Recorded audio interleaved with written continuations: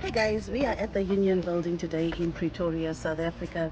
And I'm sure we showed you the statue of Nelson Mandela in Sandton. Now this one, as you can see, is way bigger. It's massive, guys. And we want to take you through and just show you more of the place. Welcome to Union Building.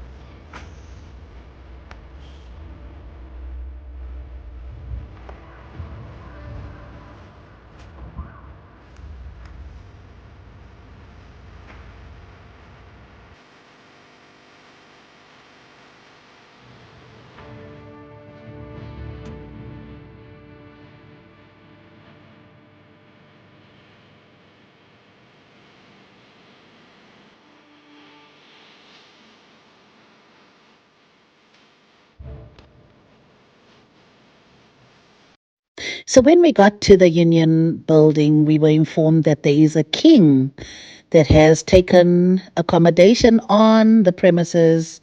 And we wanted to know his story because we think he had a great story to tell. And so we asked for an appointment with His Majesty, the King of the Khoi to hear his story. Stay tuned.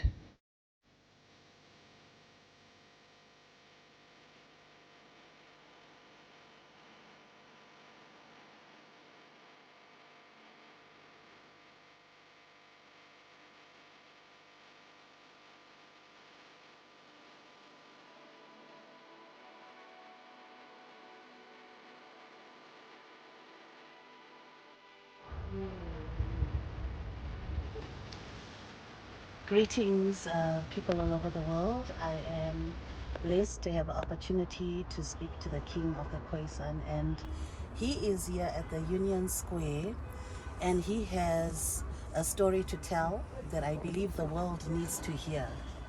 And we are just going to introduce you to His Majesty, and he's going to give us a breakdown concerning why he's here, more about his history, where he's coming from, etc. Your Majesty, we are your. Thank you. Thank you to everyone that see this. This is King Khoisan SA from South Africa, Pretoria. Now, let me just touch on a little bit of history, why we're here, and then I will touch on other aspects that is important. The first thing is that we have been here at the Union Building for just over 3 years and 3 months. Now, our journey started in 2017 when we hand over a memorandum to the then Deputy President, now President Cyril Ramaphosa. In that memorandum, there's 4 issues. The first issue is recognition as the first nation of South Africa. The second one on the coat of arms is the language of our people to be official. The third one is return of ancestral land. And the fourth one is the removal of the colored word. Let me touch base with the 4 issues. The first issue, recognition as the first nation of South Africa. Across the world, everyone knows that the first people at the southern Africa are the Khoi and the San people, also known by different names. Others call them the Kam, others call them Hottentot, Bushman people, the San people. They are the same family. Now, the first one, recognition as the First Nation, it's undisputed that the first people of South Africa are the Khoi and the San people. Yet these people, it's now 2022, are still seeking recognition from the government of South Africa. The second issue is the language on the coat of arms to be official. Now the question that we ask the South African government, why have you put our language on the coat of arms for the whole world to see? Yet when we are at your doorstep asking for this language to be official, you are simply ignoring our plight. The third issue, return of ancestral land. Now the ancestral land, South Africa, is the land of the First Nation, the Khoi and the San people.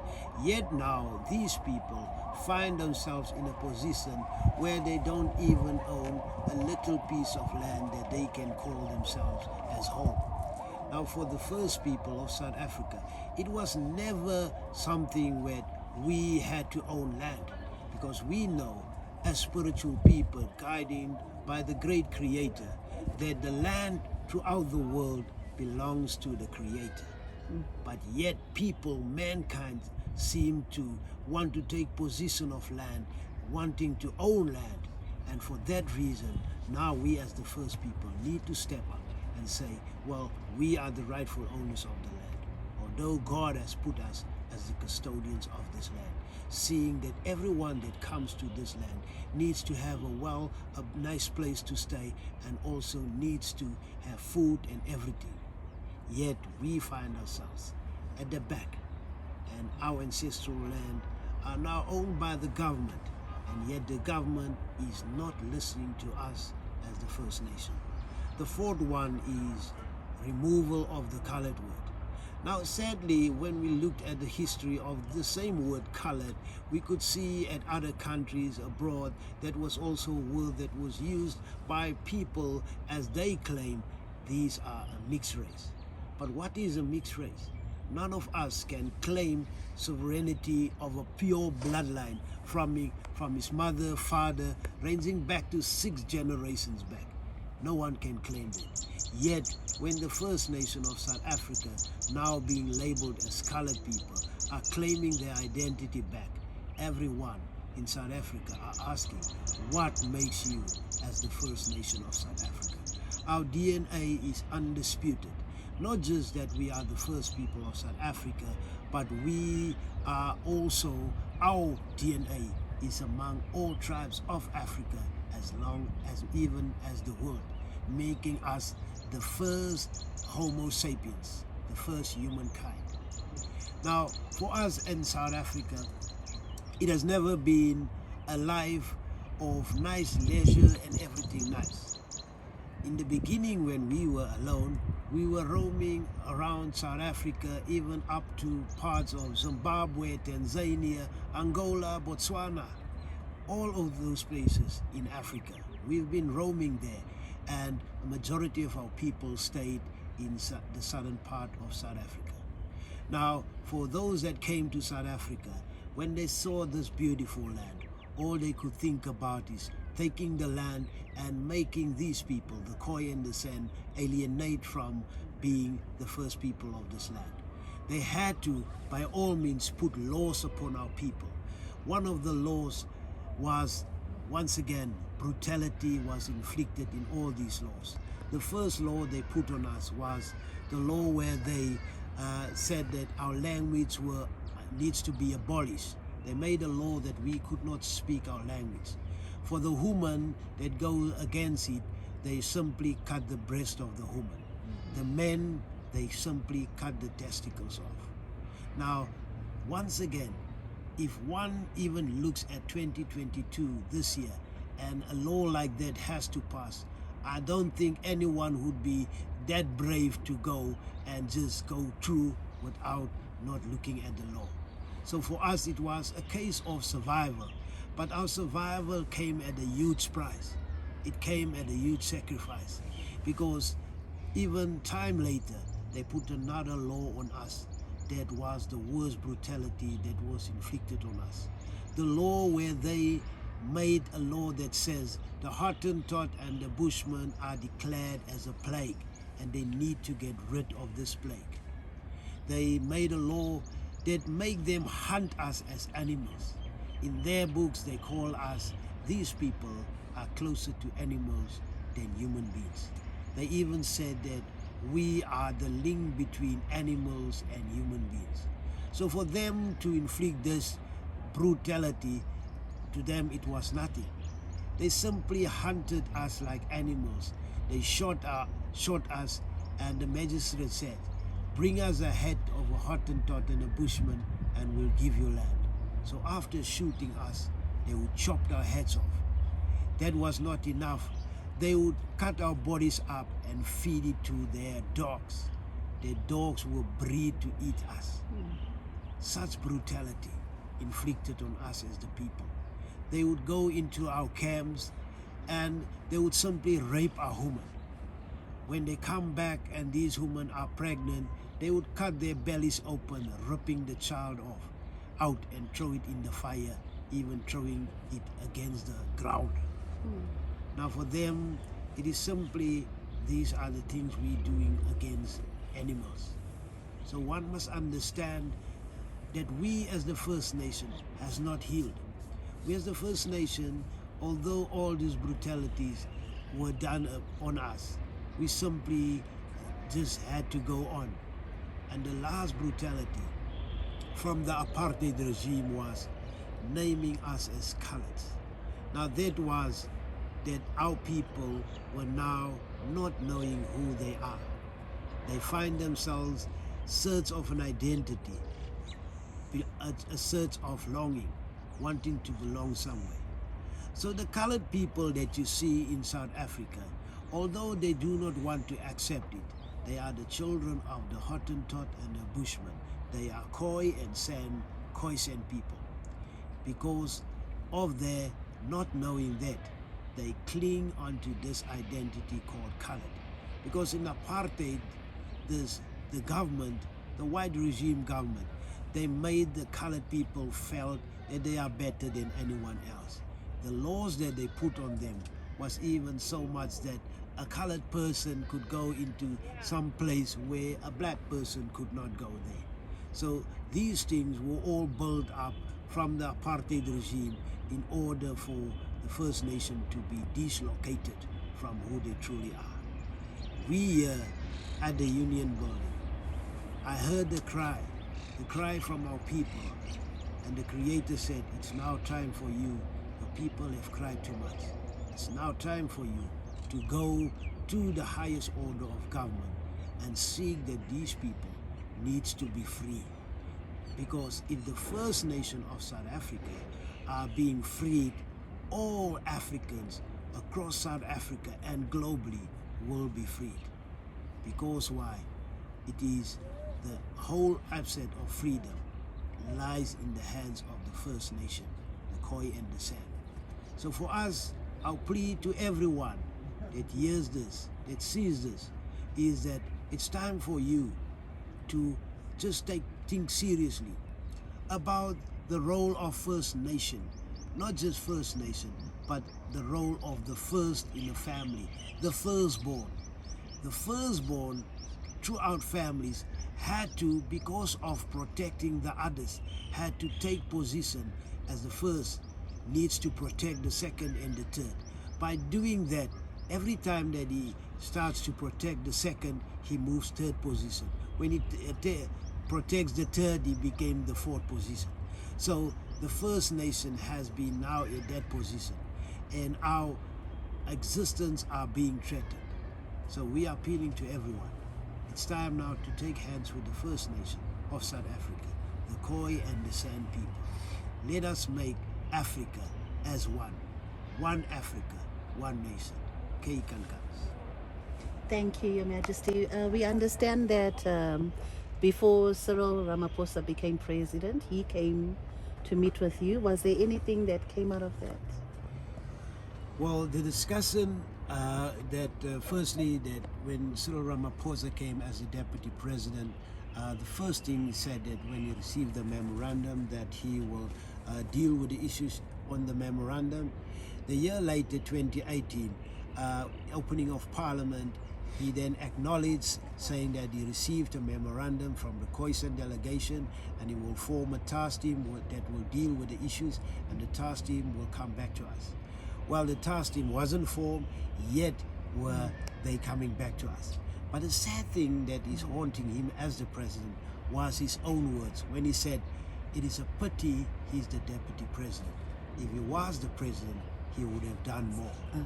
Now he's the president and he's simply ignoring the plight of the First Nation.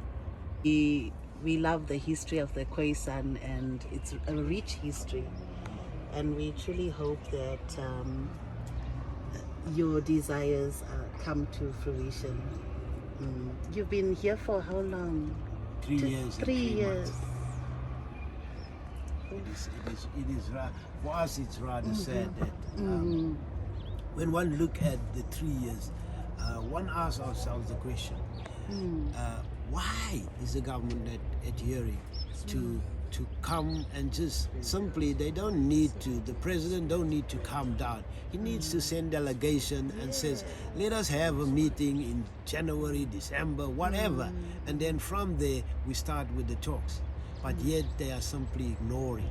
And for us then, it means that when we made the mark in 1994, wanting to have a democracy where everyone will have a fair share. And as they said, that better life for all.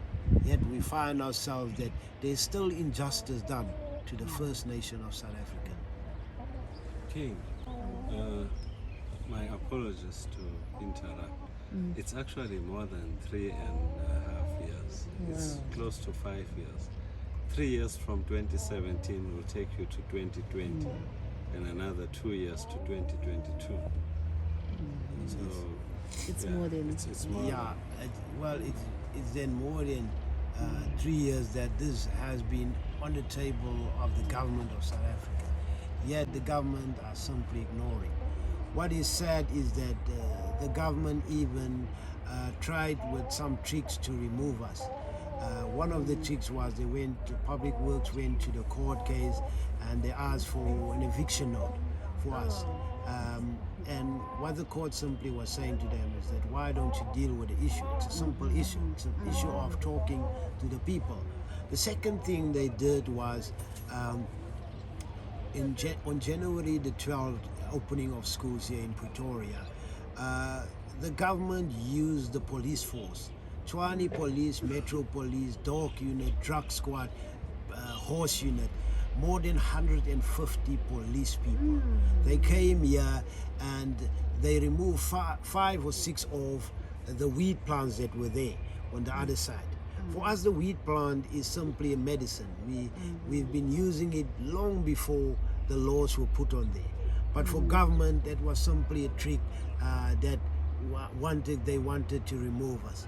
But what was said was the whole thing, how they went about. They even, as I was holding one of the trees, they pulled the tree out of underneath of me and they dragged me right through the fence up until the Mandela statue. Now, how can one do this to a king? And for us, it means that once again, it shows us that the government that we fought for, this democracy government, is not showing justice. Now, a threat to justice somewhere is a threat to injustice everywhere. Your Majesty, how many? Well, we at the moment we about 5-6 people. Okay. At the moment, for us, there's always a challenge because remember, some of our ways of life were different previously. Yes. So now we had to adapt with the city life. We had to adapt to everything. And what you now see is the kindness of people that have brought chairs, shelter, and so forth. When we came here, we literally walked from the Eastern Cape, Port Elizabeth, on foot. Wow. For 2 weeks. Wow. Now you must imagine the commitment, the passion about this whole idea of us being recognized, that you have to walk over 1,500 kilometers on foot simply to make stands for ourselves as the First Nation.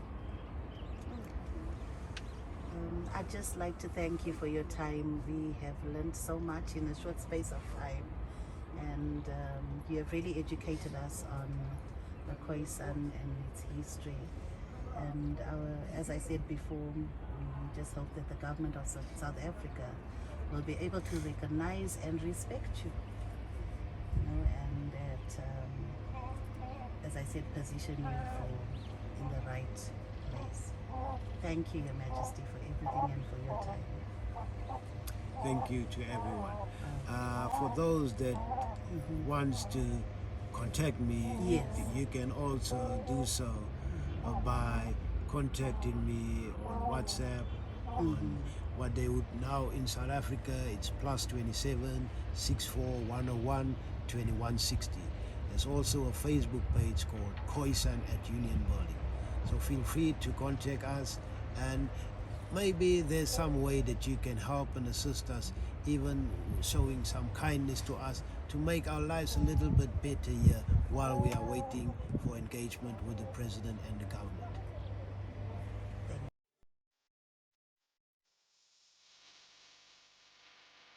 I'm allowed.